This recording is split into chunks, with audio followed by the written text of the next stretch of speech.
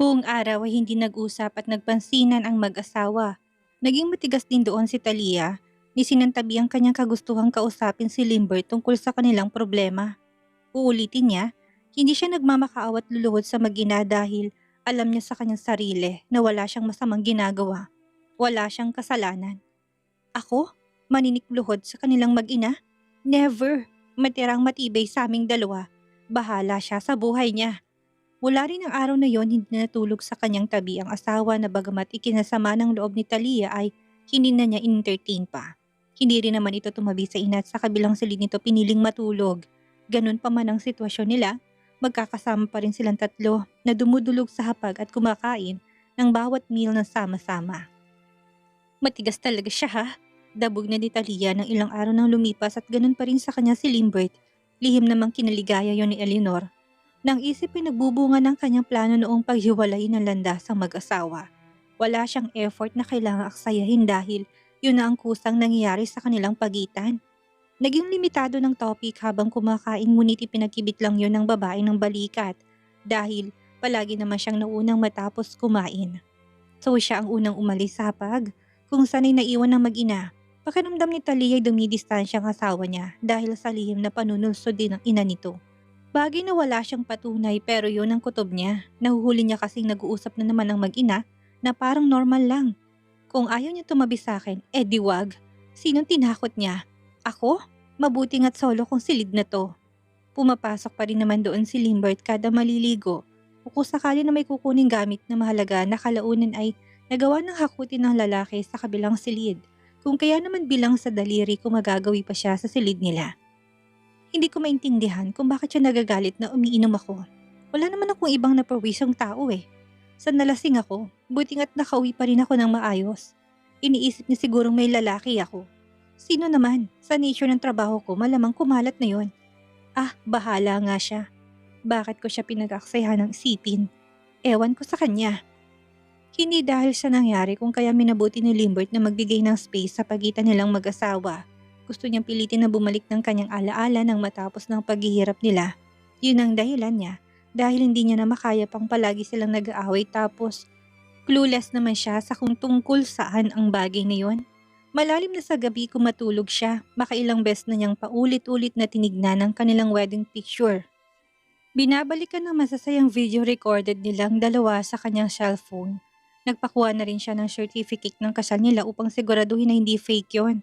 Ilang minuto kada gabing tinititigan ng bawat pirasong kuha noong kasal sila at maging noong magkasintahan pa lang sila.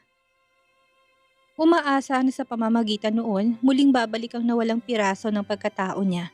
Hindi siya sumusuko. Kahit na sa bawat dulo ng gabi, wala pa rin naman yung anumang epekto. Hindi niyo pa nga maayos ang problema niyo, tapos tumanggap ka ng offer na trabaho? Anong klaseng kaisipan mo yan? Aalis ka na hindi pa maayos ang kalagayan ng asawa mo. Anong klase kang asawa? Reklamo agad ni Eleanor isang umaga na magsabi si Taliyang aalis siya ng araw na yon upang mag-photoshoot at dumalo sa fashion shows na gaganapin sa ibang bansa. Pero ang totoo naman sa likod ng mga reklamo nito ay masayang babae. Maaati mo yon, Talia? Wala sa plano ni Talia na tanggapin niya sana.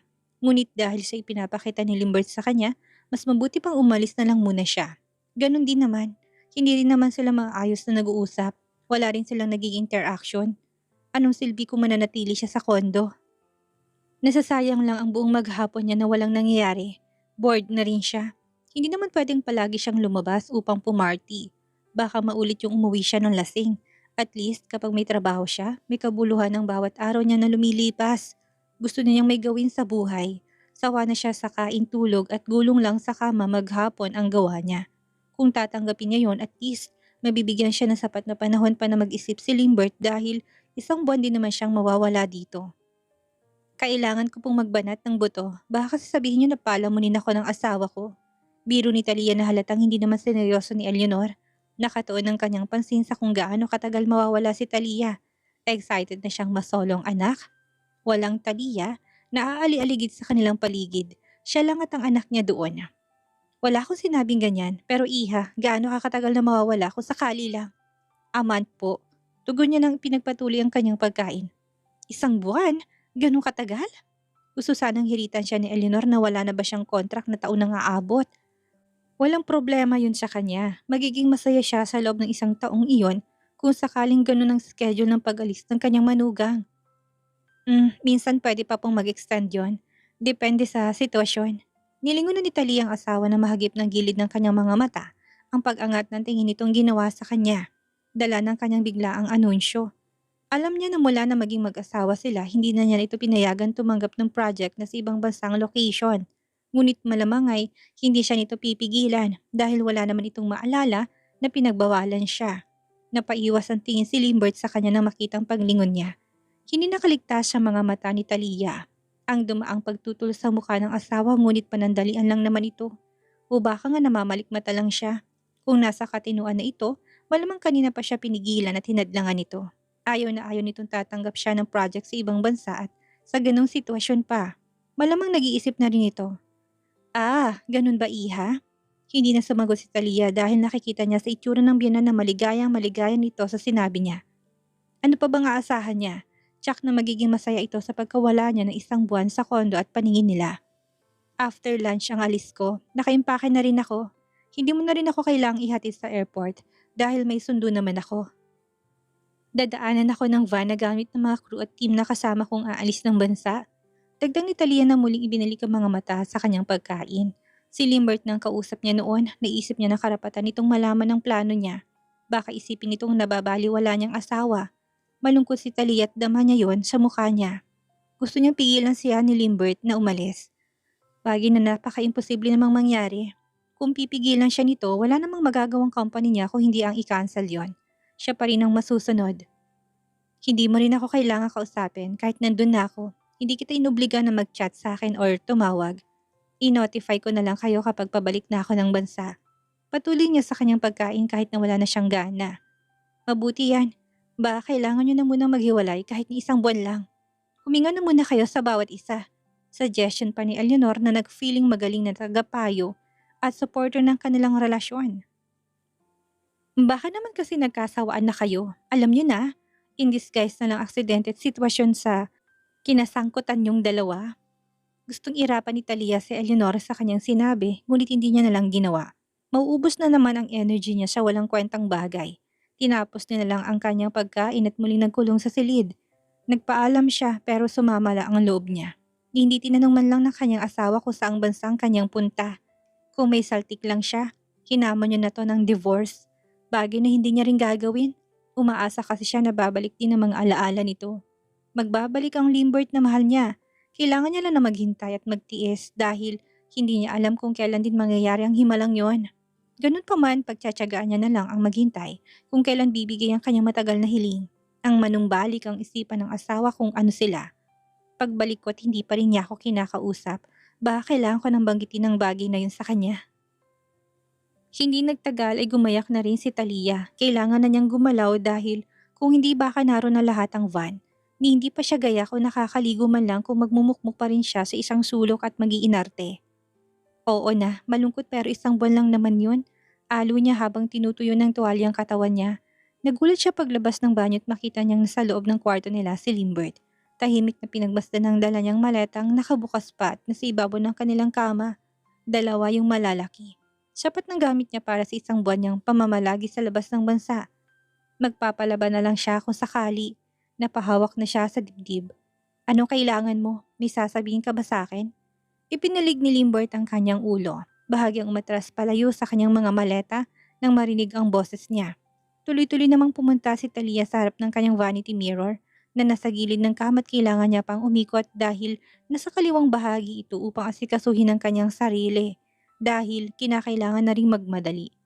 Mahaba pa ang oras, ngunit dahil sa bagal niya maubos niya lahat iyon at baka nga kulangin pa siya kung pipiliin niyang babagal-bagal na kumilos. Isang beses niya pang sinilapan si Limbert na nandoon pa rin sa loob ng silid. Inalis na rin yun nang makita mukhang wala naman itong balak na makipag-usap. Naisip niya na baka nag-check lang ito kung totoo ba siyang aalis. Anong akala nito? Tinatakot niya lang? Magsisinungaling lang siya upang kunin ang atensyon nito? Ibahin niya siya sa kanyang ina na lahat ay gagawin mapansin lang ng kanyang anak upang kausapin na. Bakit ka pa pumunta dito kung wala ka naman palang kailangan o sasabihin sa akin? Tinitingnan mo ba kung aalis talaga ako? Hindi na lumingon na tanong ni Talia dahil napansin niya na natili nakatayo pa rin doon si Limbert.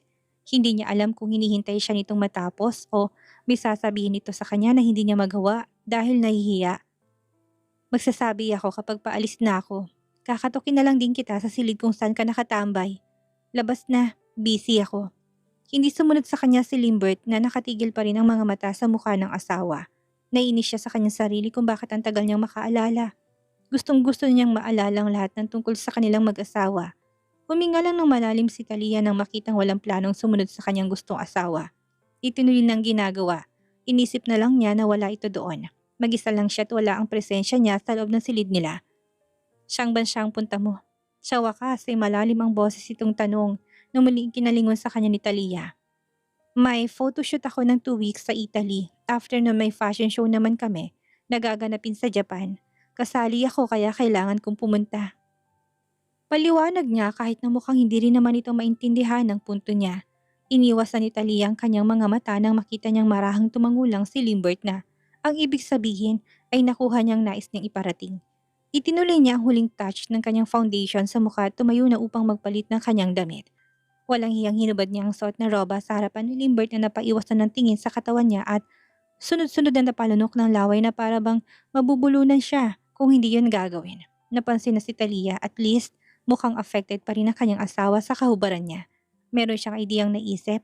Tatagalan niya pang pagbibihis ng damit. Titignan niya kung anong gagawin ni Limbert. Binagala niyang paglalagay ng lotion. Tingnan niya nga kung kaya siya nitong tiisin. Sa ganda ng kurba niya, ewan na lang niya. Hindi mo malang ba ako pababaunan? Piling tanong ni Talia na itinaas pang isang binti sa kama. Na saktong tingin ni Limbert ay nakita nitong kanyang hiwang na sa pagitan ng mga hita niya. Isang buwan akong mawawala. Puno ng pangakit na kinagat pa ni Talia ang kanyang labi upang tignan ang reaksyon ni Limbert na kaagad na namulang leeg paakyat ng kanyang tenga.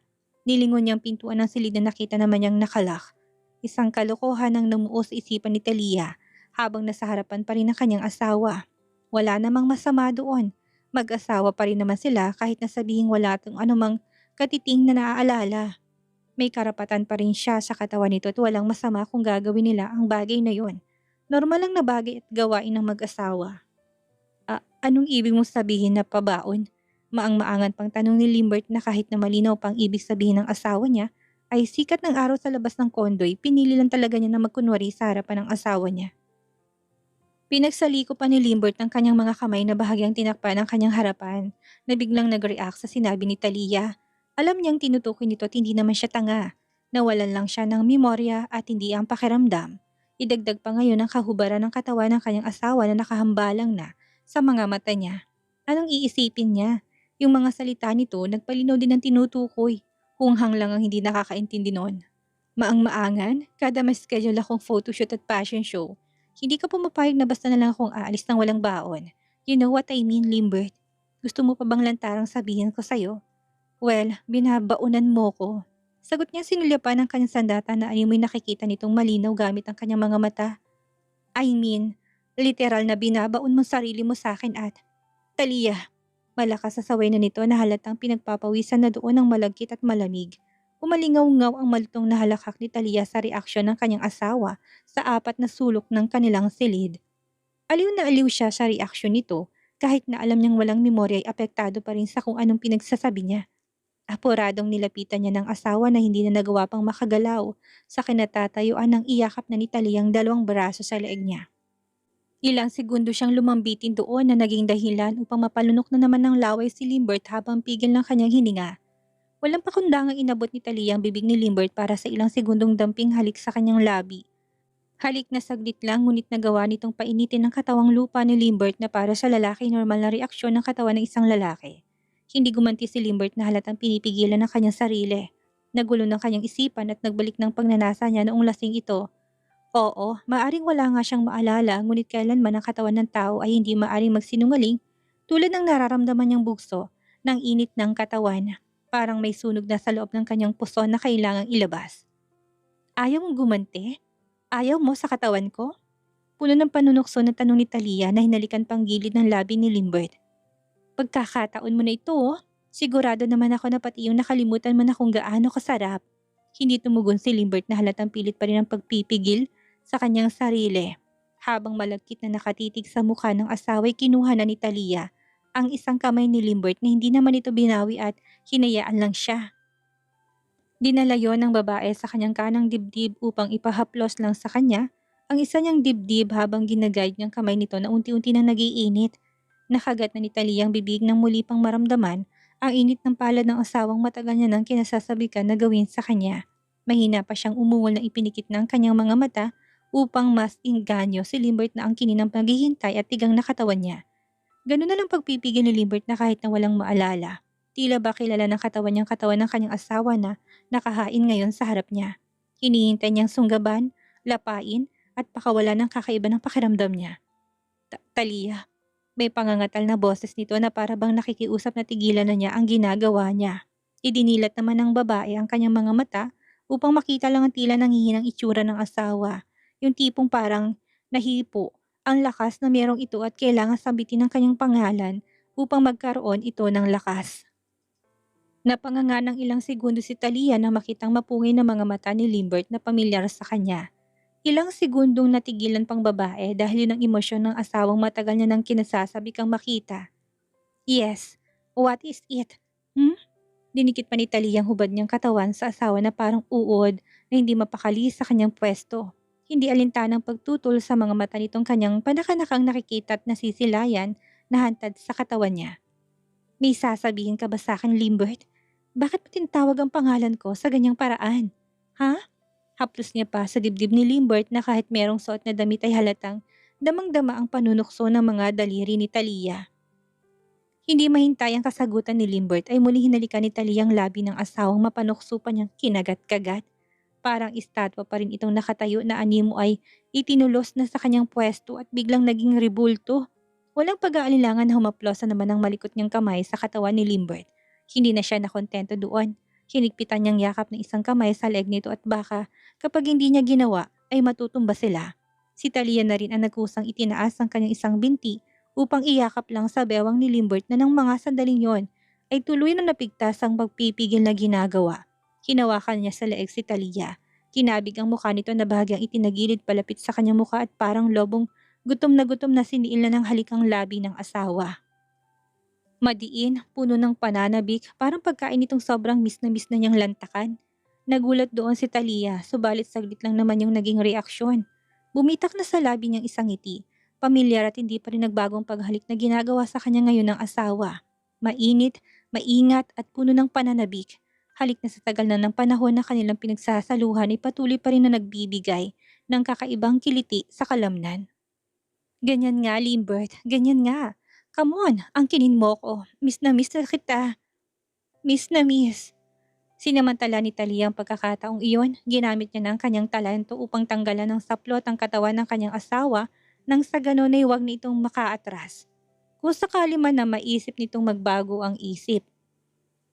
Sa pagitan ng kanilang halikang nagawa, ay nahubaran niya na ito ng damit nang hindi nito nadidistract sa ginagawa. Kung kailan naramdaman na ni Talia ang gigil nito sa kanyang katawan sa bawat haplos, pisil at diin ay saka palang sumilit sa kanyang isipan ang photoshoot at fashion show na kanyang pupuntahan. Hindi pwede na magkaroon ng mantsa ang katawan niya na hilig pa namang gawin ni Limbert kada magtatalik sila. Ang paliwanag nito noon doon ay dahil nadadala siya at tanda yun umano ng pag-aari niyang katawan ng asawa. Bagay na hindi po pwede ito sa ngayon. Sinubukan niyang awatin ng asawa nang bumaba ng halik nito sa kanyang leeg. Mahigpit ang hawak ng isang kamay at nakaalalay sa kanyang bewang habang patuloy siya nitong hinahalikan at pinapainit ang kanyang katawan. Sandali lang, Limbert. Hindi pinakinggan ni Limbert ang pakiusap ni Talia na bigla na lang siyang binuhat upang mailagay na sa kama. Dama ni Talia ang pagmamadalinto sa kanyang bawat paghinga na hindi niya alam kung dahil ba excited ito sa ginagawa nila kung kaya naman hinihingal na. Walang naging kawala si Talia nang maingat na daganan ng hubad niyang katawan at muling tinuloy ang kanilang ginagawang halikan. Ilang beses na itinulak ang katawan niya ni Talia ngunit wala na sa tamang katinuan noon si Limbert. Ibang-iba ng kinikilos niya na ang bawat tingin kay Talia ay may kalakip na pagsusumamo. Kanina hinahamon mo ko, tapos ngayon pinatulan na kita. Bibitinin mo naman ako? May hinanakit na tono yon ngunit nakakalokong pagkakangisi na para bang sinasabi ni Limbert na siya nang masusunod sa kanilang dalawa. Gamit ang kanyang isang tuhod ay masusi niya nitong pinaghiwalay ang mga binti ni Talia upang Ang kanyang galit na sandata sa pagkababae ng asawang haplusin niya'y basang-basa na. Ano, pipigilan mo ba ako? Humiling si Talia. Wala yun sa plano niya. Ang gusto niya lang ipaalala dito hindi siya pwedeng magkaroon ng kahit na isa at maliit na kiss mark sa katawan dahil nga may photoshoot siya at fashion show na kailangang puntahan. Makikita yun hindi lang ng makeup artist kundi ng mga bisitang pupunta. Ayaw naman niya maging agaw eksena. Isa pa, international yun kung kaya kailangan pa rin niyang mag-ingat. Matatakpan man yun ngunit paano kung hindi niya mapansing makita? Anong ipapaliwanag niya? Siya ang gumawa nun sa sarili niya? Hibang siya. Then what do you want? Napapao sa tanong ni Limbert, nagahibla na lang ang natitirang pasensya para angkinin siya. Huwag mong lalagyan ng kahit na maliit na marka ang katawan ko dahil may fashion show at photoshoot ako. Pinanawan sandali ng kaligayahan ng mga mata ni Limbert, ngunit hindi nagtagal ay marana siyang tumango. Oh, God knows how I miss this, Limbert. Ngunit Talia na mas nabigay pa ng gana sa kanyang asawa na matamang nakatitig lang sa bawat reaksyon ng kanyang mukha habang patuloy sa kanyang ginagawa. More, faster. Ani may alipin na pinagbigyan ni Limbert ang hiling ng asawa. Sinubukan nilang bawat maisip niyang posisyon. Pilit niyang iningatan na wag lagyan ng marka ang katawan nito. Kalaunan, pareho silang napasigaw ng malakas nang marating ng rurok ng sukdulan na tanging silang dalawa lang ang nakakaalam kung nasaang banda. Halos kapusin ng hininga at tumatagaktak ang pawis na bumagsak ang katawan ni Limbert sa katawan ni Talia. Habang nakabuon pa rin ng kanyang pagkalalaking dama na rin ang pagod doon pagkaraan ng ilang sandali. Niyakap naman siya ni Talia na halatang sobrang satisfied na sa kanilang ginawa. Hindi rin nalintanang nabura niyang lipstick. Wala ka pa rin kupas kahit na wala kang memory. Ang galing at ang sarap mo pa rin mahal. Usal ni Talia habang hindi pa mapigilang matawa. Napakurap na ng mga mata si Limbert sa tinurang yun ng asawa.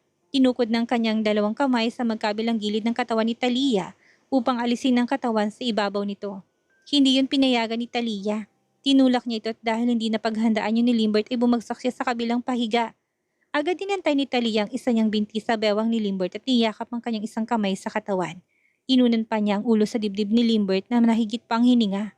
Hindi malaman kung yayakapin din ba ng brasong katawan nito. Sa nangyari, parang ayaw ko na tuloy umalis.